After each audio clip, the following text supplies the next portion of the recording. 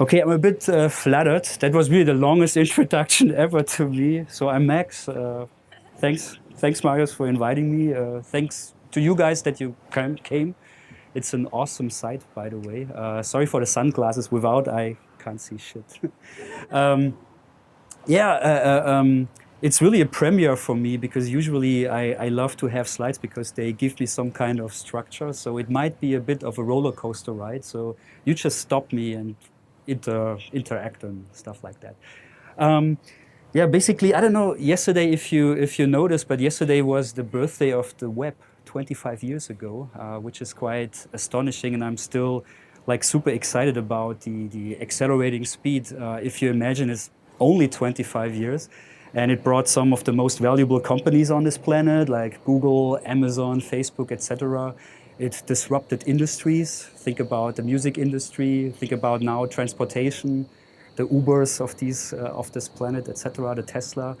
So it's like super exciting times. And in those, like Marius mentioned, I'm around since a while. That's where the gray beard comes from. And in these 20 years, I saw a lot of change with innovation. So in the 90s, when the medium was really new to us all, innovation was really, really important to kind of like trial and error approach to stuff like what works, what doesn't work, what is the market in need for, what does the user want. And it was really valuable to get your first steps into it. But then the dot-com crisis came and then innovation was taboo. So I think for, 3 years, you were not allowed to talk about innovation. Why? Because usually an innovation hub or an innovation department or an innovation person, it's usually a cost center. Usually, you're talking about stuff that is relevant in 10 years from now. And as a board member, you have maybe like a tenure of 3 years, or you have a contract for 3 years or something like that. So why would you care about stuff that is in 10 years? Usually it's highly risked. The outcome is unclear. So a lot of innovation was cut. And then with the Web 2.0 stuff, mobile and internet getting mainstream, then innovation had its comeback until when? Lehman Brothers, 2007, 2008, 2009, financial crisis. Again, innovation was off the records again. My whole point is, I think innovation in those like 20 years, it was always more like a nice to have, like, something where you have like cool people without the suits and without the ties working somewhere in some weird department. And it was cool to have them, but it was more like a nice to have. But it really changed. Like now, 2016, 2017, it's not a nice to have anymore, it's a must have. Without innovation, basically you're really screwed about the next 25 years. Innovation basically makes sure that you're around in 25 years, that your industry is still around, that your company is still around. So that's what I would love to discuss with you guys. And I don't need to talk half an hour straight. Please feel free to interact, to interfere, to stop me, to ask questions. Because I would love to share some thoughts about why innovation matters in these times of exponential growth, of hyper innovation, etc. I know I'm competing against that view, the sun, the beer, the food. So I keep it brief and hopefully quite relevant. So just to get a gut feeling, who is born after 91? Come on, don't be shy. I'm born in 72, so come on. So who is born after 91? Good, good, good. So we will talk about you because you're a part of a very exciting generation. A lot of industries and companies, they fear you, like they're super afraid of you, and they rightfully are. And some companies, some industries underestimate you, and they will be quite sorry. But we will touch about this a bit later. So who works in a startup? Who is a founder or works for a startup or is startup? Nice. We will also touch this. Corporate. Who works for corporate? Don't be shy. Corporate is cool. Corporate is cool. Yay, corporate. So how about the rest? I see agency. I see software. So SAP is not a startup anymore. So What about the rest? Consultants, lawyers? Good, good, good. Cool people. So a nice mixture, and my hope is that I will get you some topics that after my quick talk you have lots of topics to talk about, because I think you all can do stuff together. So because a lot of interdependencies between corporate and startups, between consultants, agency people with startups, with corporate, so there will be some stuff. Now, I mentioned, is that sounding okay so far? The topic, or all good? No. So I mentioned Exponential. This probably is not new to you, but, and I have to give credits to Martin down there. So what does exponential mean? 30 steps in linear, let's say it's a meter. If I would walk 30 meters, I will end up where? Probably behind there. Anyone got a clue about 30 steps in exponential, like 1 meter, 2, 4, 8, 16? Is it Potsdam? Is it? Guess? Give me a guess. 2 times around the world. How much? 2 times around the world. 2 times around the world, already quite good. I was about to say France or Spain. 2 times? 26 times around. Very good. So that's the amazing thing about exponential. It starts like so super easy, like 1, 2, 4, and then it hits the curve, and basically it's really hard to grasp. So 30 steps in exponential really means 26 times around the world. And what that has to do with innovation is basically we're really now in times of these exponential growth. You have exponential when you have certain factors that go together and they create synergies, they are catalysts to each other. So, you know, as an example, take cloud services, match them with Amazon Web Services, put mobile app stores, give them into the hands of millennials. That's powerful. That was not around 10 years ago. That's really what's happening now. To make it very concrete, take mobile as an example. I mean, I had my first phone 94. There was one guy only that I was able to text, which was Robin Seckler at Lake Constance. He was the only guy that was able to text. And then slowly mobile, we've done a first mobile project in '99, which was a social community, and people who signed up, if they got a message, they received a text message. So really, really slow starts. Then you mentioned Icon Mobile. We've done tons of mobile marketing stuff. Almost sometimes even without people able to see it, because simply the market was not there. So I'm talking about like 20 years going like this. And then Steve Jobs was on a stage introducing the iPhone. 1 year later, the App Store. You have LTE bandwidth, and you have this whole explosion within years. Is someone playing Clash of Clans? Come on, Clash of Clans. Wow. Did you spend money on it, or? No, me too. I'm Schwabe. So probably most of you know, although you're not playing Clash of Clans, but most of you probably know it. It's from a company, Supercell. They have 3 free games, like free to play. They don't cost a thing. Do you have a gut feeling how much money they made last year, 2015? Any guess? With 3 games? 250 million, good, good. More guesses? 2.3 billion in turnover. But the amazing number is 920 million in profit with 3 games. I repeat, 3 games. So just to give you a glimpse what's currently happening, and they made these 920 million in profit with 3 games. Now they have a 4th one, Clash Royale, which is now top of the charts. So you can imagine how the 2016 numbers look like. And every time I'm like, oh, you know, mobile is gone. You know, what else do you want to do with mobile? Then something like Pokemon Go comes. So maybe I should have asked who plays Pokemon Go. Okay, okay. What level? Okay. So what level? 9. Try today.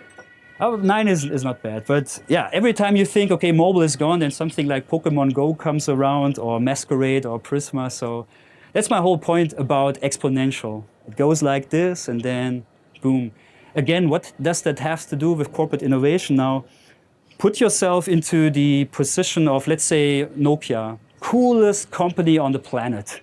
If you're 2005, 2006, coolest company on the planet. Selling gazillion of mobile phones, having innovation outposts in the Silicon Valley, having the coolest people work for you. You're really a rock star.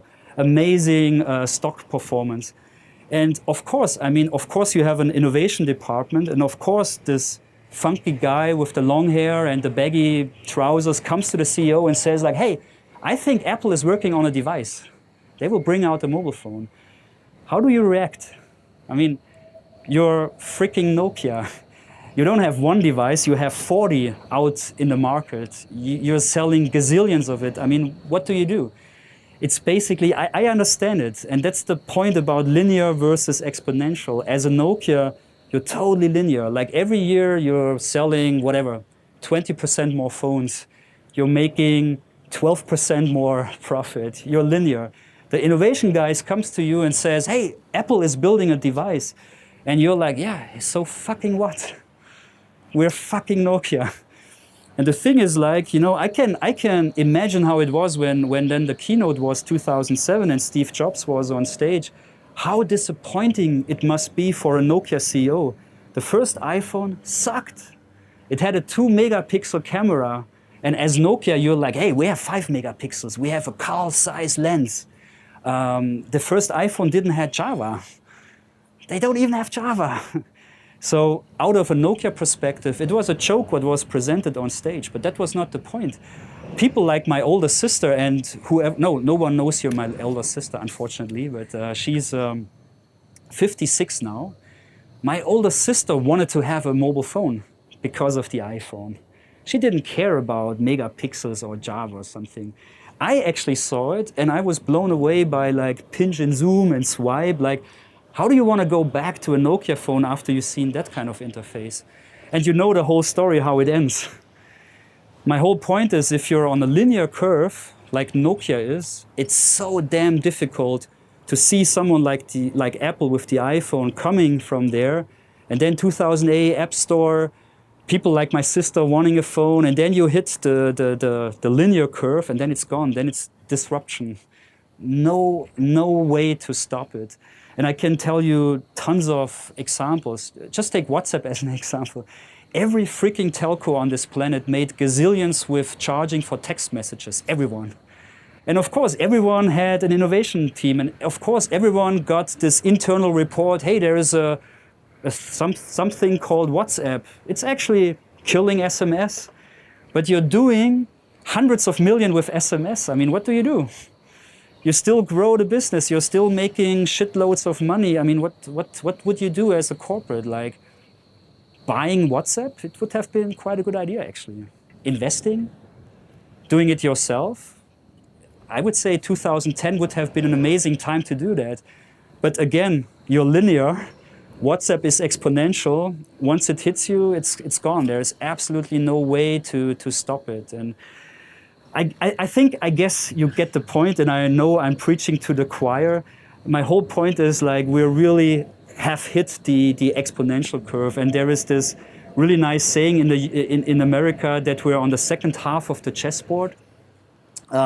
So the story goes that the inventor of chess, the king was really pleased. So he asked him like, hey, what do you want for your great invention? He says like, yeah, just give me one piece of rice for every chessboard thingy.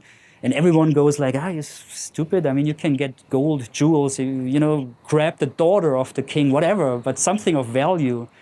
But that's the point again about exponential. Remember the 30 steps. So the first field on the second half of the chessboard is equal more than the entire first fields. So it starts with 1, 2, 4. The last field of the chessboard is the size of rice, the size of Mount Everest. So that's exponential. And as I've said, if you have factors like millennials meeting Amazon Web Services, meeting available money for startups, meeting Amazon Web Services, meeting all this kind of stuff, you're in that curve. And I was talking a lot now about digital and stuff. It goes for any industry, basically. Take health as an example.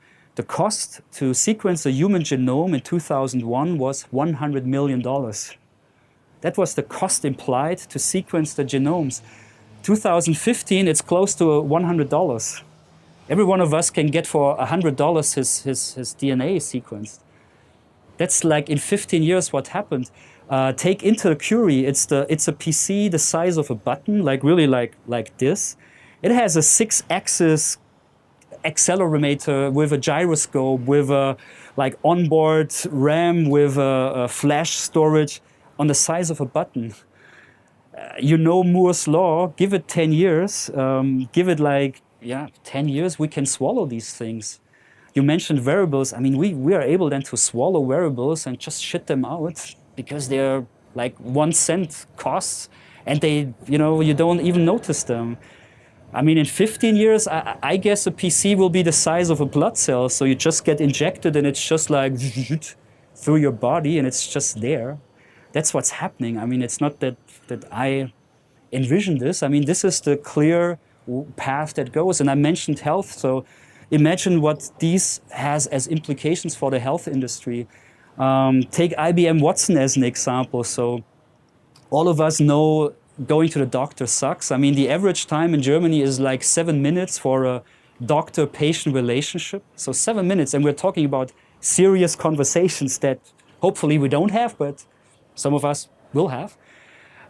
Just imagine, like with this ongoing development, with big data, with wearables that you wear all the time, with stuff that you swallow, a doctor with the help of something like IBM Watson processing hundreds of millions of database stuff, data from all over the world. It's a totally different approach to medicine. Think about customized nutrition, customized vitamins, getting your DNA sequenced and then basically getting your customized vitamins. I mean, all these things will happen, and they will happen because of this exponential stuff, because everything comes together. It will be cheap, it will be affordable, and it will have a real value. And I could go on and on about industries because it's so sunny. Like there is, like Moore's law, there's Swanson's law about photovoltaic. I hope I get it right. Every time the shipment of photovoltaic modules double, the price are cut by 20%. So that is the law. So right now at this pace, every 10 years, the price for solar panels are cut in half. It's incredible. Solar power is getting so affordable. Like in 10 years, it will be by far the most efficient, most affordable source of energy around. Imagine what that means for people like LVE, ENBW, E.ON, all these folks. Imagine what it means for if you are owning a Tesla and you have your supercharger, supercell on your rooftop and stuff like that. So IoT, I can go on and on and on. So you get the point. I'm preaching to the choir. We're in that curve. And now the big question is, what are you doing with it? I mean, hopefully you get the point. Waiting is not an option. So you can't just sit there like, you know what? I don't know about these millennials. So that's why I asked about the millennials. So a typical argument that you hear is like, let them grow up, let them study, let them become a McKinsey consultant, and then they will watch linear TV. They will do it. They will buy magazines. They will buy a Blu-ray. And I don't know about you. I could make now again another count. That's not going to happen. So waiting is not an option.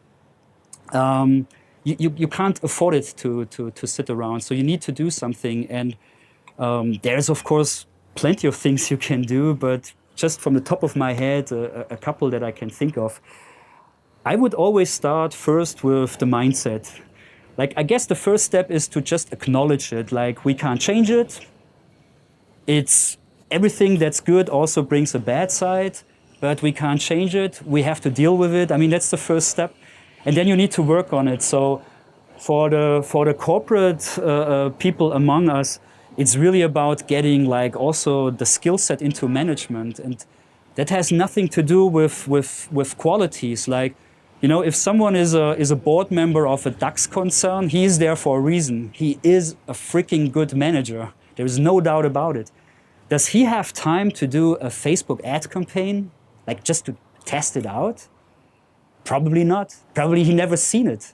Probably he never experienced a Facebook ad planner. Did he had time to go into the App Store and check reviews or launch an app or look what's required? No.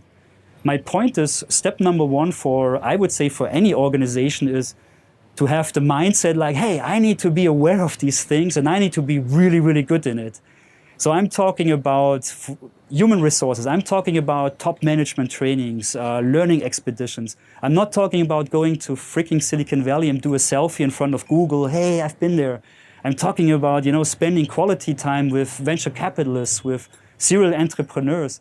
Some of the smartest meetings I have had was with venture capitalists, like matching a corporate CEO with a venture capitalist. Amazing talks. I mean, these guys are really geniuses. Go to America and talk to VCs. I mean, talk with serial entrepreneurs. What are your areas of interest?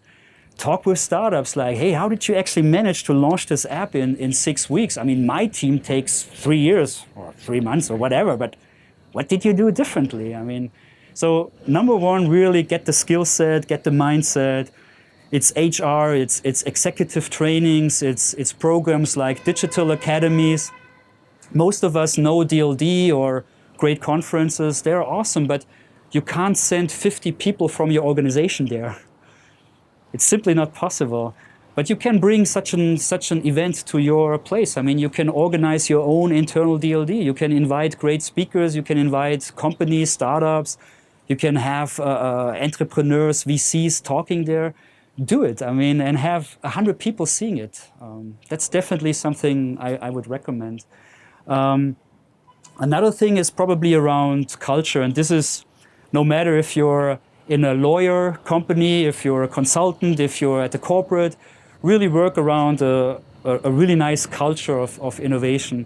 I mean, there's this really stupid saying, rather ask for forgiveness than for permission, but there is something about it. I mean, if you can actually encourage people within the organization, just do your decisions. I mean, we handle if it completely fucks up. I mean, you shouldn't do it with nuclear power plants or if you're working, I don't know, in the back end of a bank. But most of the stuff is it's front-end stuff. I mean, why not try out something with Snapchat, with Instagram, with a mobile app that you test? So it's really about like nurturing this innovation spirit, and it has to do something with like this able to forgiveness. It has to do something even with interior design. So as stupid as it sounds, I've seen some amazing things happening when corporations just created like a nice coffee joint. That might sound really stupid, but I give you an example. Boda, Arabella Straße 23, you know it really well. It's a really ugly office building from the 60s. And usually people go in, push the elevator button, go to their workplace, working for Focus or whatever. Once they created in the floor, on the ground floor and when you got in, like a really nice coffee joint, independently operated from a cool Italian guy with a cool coffee machine, all of a sudden people didn't just push the button of the elevator. They got an espresso there. And all of a sudden, the guy from Focus magazine is talking to the guy from Playboy magazine. And the guy from Playboy is talking to the sales guy from Tomorrow Focus. So it's just some, put a coffee joint there. Medienallee 4, Unterföhring, Pro7, same thing. Instead of just hitting the button to the elevator, having like a nice ground floor. Think about project rooms where you, as a team, you can go in for 3 weeks and you have ideation, you have rapid prototyping, you have the walls plastered with your ideas, and no one kicks you out. For 3 weeks, it's your room. That's something interior. Think about team building. I mean, we're a really small company, and we can't afford to be the Google with like free lunch and everything, but even we try our best to have stuff that to give the team the feeling like, yeah, you're really valued. We care about you. Let's go out and have dinner. Let's cook together, and everyone can do that. So that's a second thing. A third thing is definitely around being agile. So I told you long and in detail about how fast it is. You can't stop it, so you rather be fast as well. So becoming an agile, super fast organization is really key these days. And there is no excuse for size. Even if you're DAX, even if you have 600,000 employees, that's not an excuse. You know, read a book like Lean Startup, get some design thinking skills into the organization, try out to think in MVPs or in rapid prototypes, and you know, you can, a large chunk of your stuff you can do like this.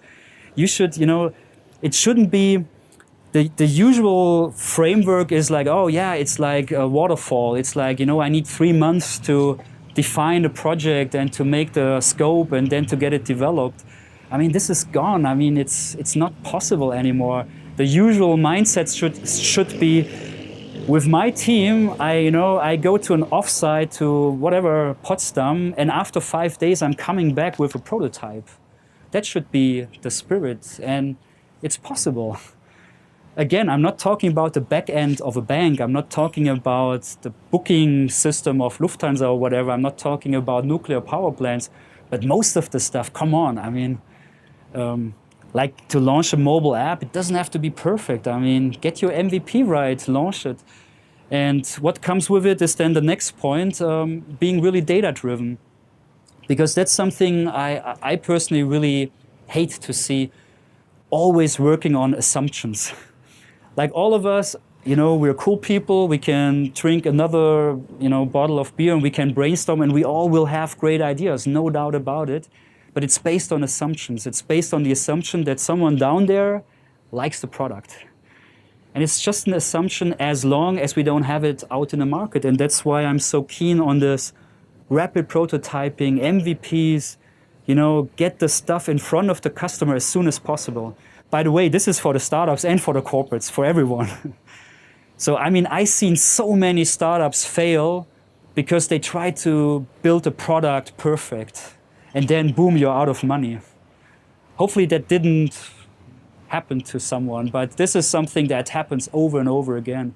You're so keen on building the perfect product. Oh, we need this feature. Oh, we should have whatever. We should have like login for Facebook. And now we also should have like little avatars and little holograms and things like Princess Leia that comes out and talks to you. No, I mean, just get something out, see what works and get the data. And my point is about being data-driven.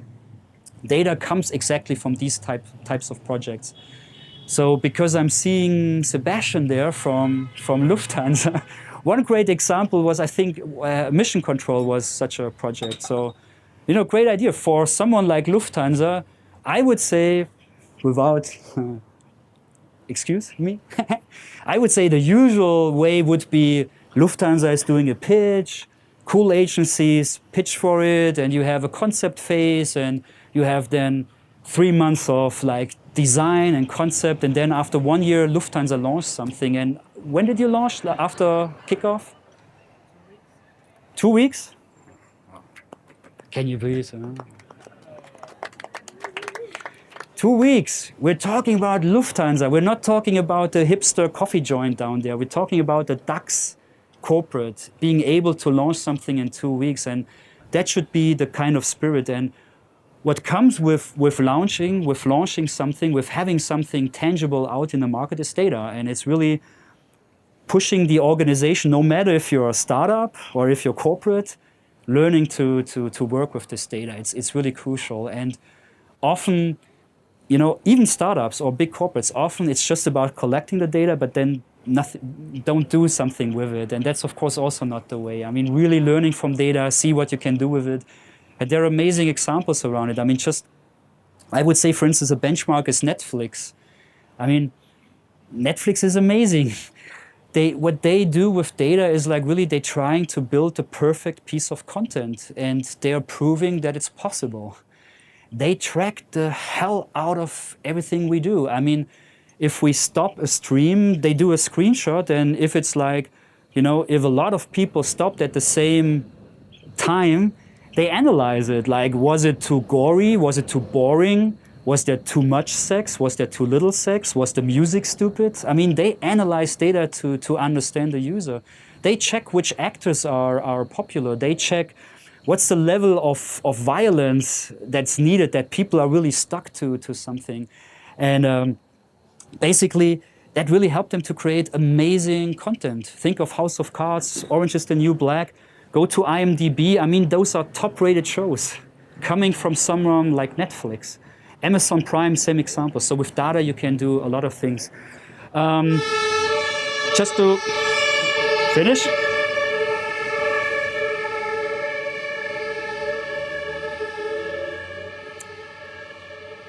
That gave me thinking time for my conclusion, because I mentioned being agile, I mentioned corporate culture, I mentioned executive trainings, I mentioned data. Of course, I should mention Silicon Valley before I come to my last point. We're in Berlin, and Berlin is awesome, and I love Berlin, and I will probably get old here. But you know, Silicon Valley is something different, and I'm not saying it's better or it's just like it's way more scale there. So as a big corporate or as a startup, I mean, of course, it's super highly relevant. If you're thinking about exit, you know, there's a really good time and place to be. If you're a corporate, it's a really good time to be present there in the ecosystem. And again, I'm not talking about flying there once a year and having a selfie in front of Facebook. I'm talking about the stuff, what Springer did, you know, investing like in early stage funds, investing in later stage funds, having an outpost there, being really present in the ecosystem, doing a monthly barbecue, meeting with VCs, etc. That is so important for in these days, because there a lot of innovation is coming, and you want to be like really close to that.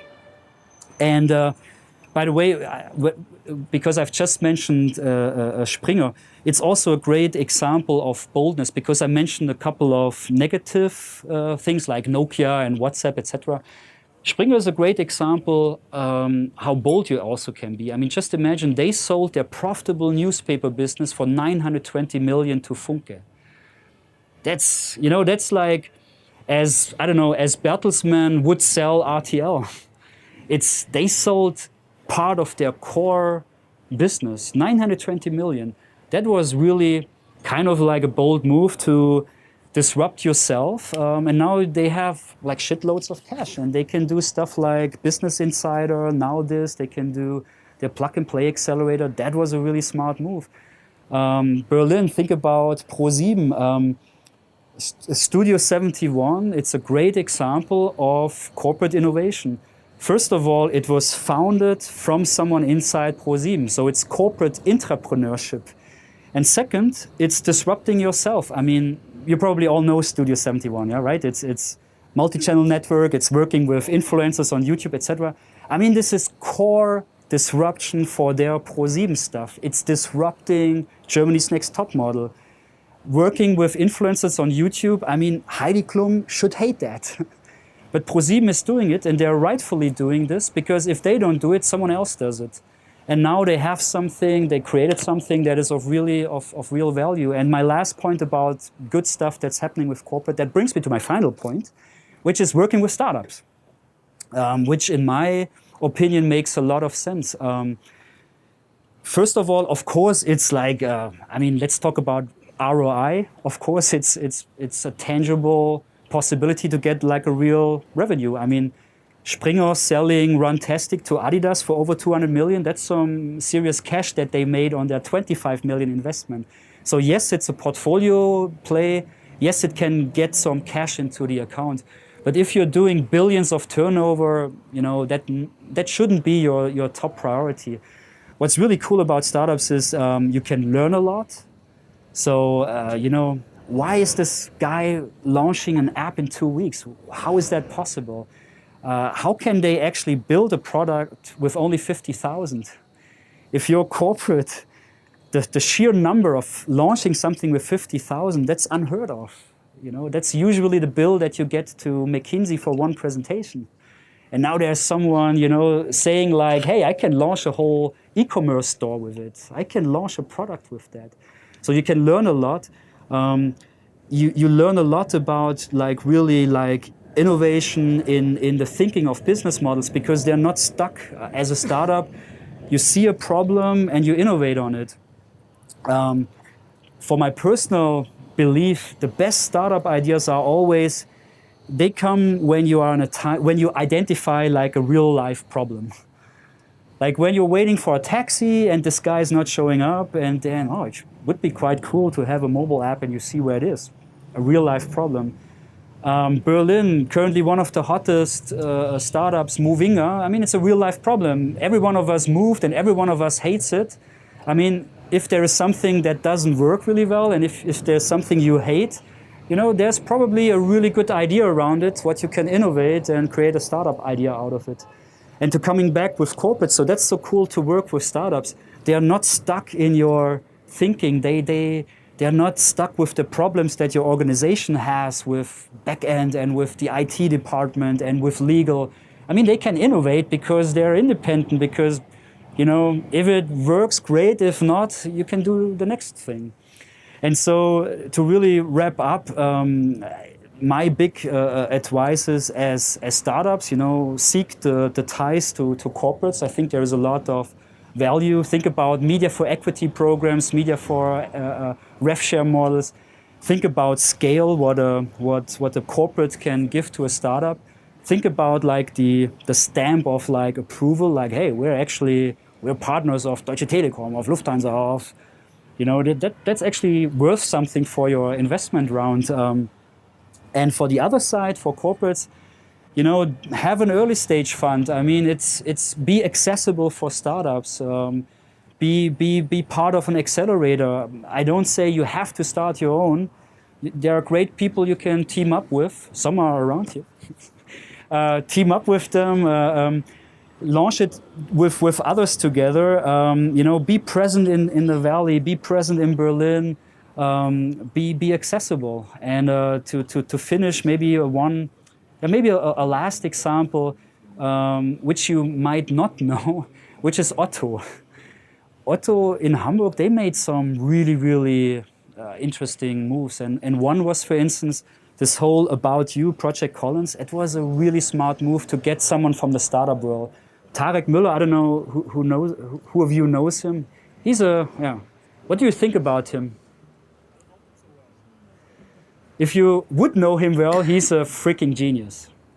I mean, he has rastas to his ass. He's super young, super driven. I mean, him with Otto, that's not a natural fit, but it was the best fit imaginable for Otto.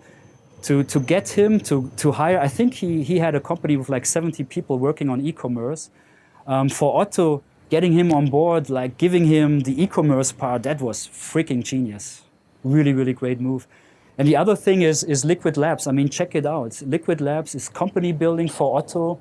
Amazing. It works really, really well because it's corporate innovation. It's all startup ideas that have a real impact on Otto. It's not moving into different industries or the crazy shit. It's about core interests of Otto, and it works really well. Get someone on board, give him money, leave him alone. Don't get him into the organization and force him to fill out whatever SAP stuff. Get him just like let him be creative, and he is able to. I think he launched 14 companies. So I don't know about time, but I think that was a. Given that this was my first talk without slides, I hope you got something out of it. And I hope, thank you. And I hope you don't leave, that you mingle, because as I said, there is tons of stuff that you can work with. So you need to help me who you know, but this lovely lady is the best video producer, content, creative person I know. Talk to her, working for Vice, Red Bull. You're also her neighbor, right? And you're working for... I knew it. Yes. So talk to her. E-commerce, stuff like that. Andreas with the beard is the best designer I know. Thomas is the best project manager. Down there, SAP, because I mentioned it, the guy with the gray hair, freaking awesome design thinker, innovator, worldwide design, so grab him. Nancy, awesome person, IXDS, managing director, design thinking, rapid prototyping. Sebastian, talk to him, launching something in 2 weeks. He left Frankfurt, he left the headquarters like with a suitcase and said like, hey, I start in Berlin and I will work here in 2 weeks. I don't know you guys, so you need to... Best project manager I know, the guy with the Thomas. Best concept person I know, Alan. Who else do I know? So we will find it out later. Sabine, no. Sabine, She works for us, so don't get her. She's us, she's ours. She's not allowed to leave. Tobias, great in hackathons. Hackathons, awesome for innovation. Awesome. A lot of innovation within 48 hours. Who else do I know that I haven't mentioned? So who do you know? Who should talk to each other? I know a lot of people here. So who should talk with each other? So I have to say like 3 thank yous. Really? Yeah. Oh. So first big thank you is for you, Maks, for giving this great keynote. Thank you. This inspirational talk here. And I hope you will enjoy the conversations following up on this. Second big thank you is to our sponsors. It's KPMG and Berliner Berg. So if you enjoy the beer tonight, it's from Berliner Berg. It's a new brand here in Berlin. It's very delicious. And the third big thank you is for the team from Makers. It's especially going to David and going to Aga organizing this event tonight. Thank you very much. Thank you. All right.